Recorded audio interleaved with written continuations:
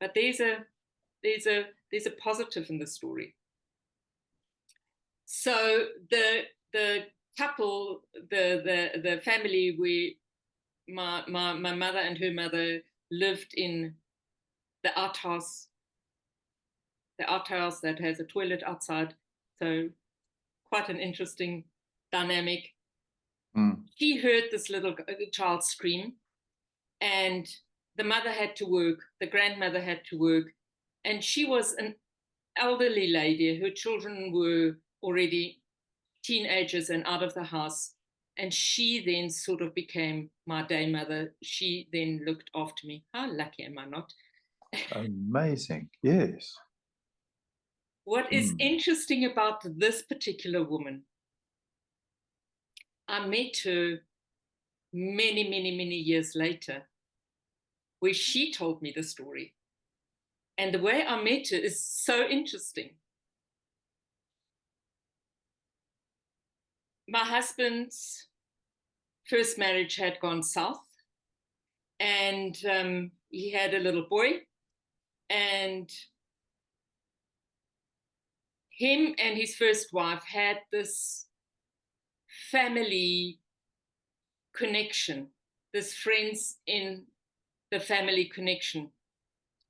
And we went to visit them because her name was Valerie and her husband was very ill. And we went to support her and her husband. I did not know who she was. And Valerie is the woman who looked after me when I was a little baby. So we met again. Amazing. At a very much later stage in life. And I just thought it's a nice completion to knowing that it was good for me to reconnect with somebody who possibly saved my life at a very early age. So that the energy around that feels very nice. So why don't you say a little bit more about that encounter, that meeting? Well, with Valerie, so what is very interesting about Valerie is that when my husband was going through his difficult times, his wife had left and he also was stuck. He had to go to work. He had also the screaming child. It's very interesting, the screaming child who had also gone through a lot of trauma. And Valerie said, bring him to me for a few days until you can secure other means of him being well taken care of. And so Valerie also took care of who then became my little boy at that stage. Okay. But it was before my time. So Valerie took care of him before my time. But it's very interesting that Valerie took care of me when my mother needed help and took care of my son when he needed help. Amazing. Amazing. So there's good in everything. And yeah. And what I'm taking from Valerie did not have judgment. Yeah. Valerie came from, these people need help. And she came from an open heart.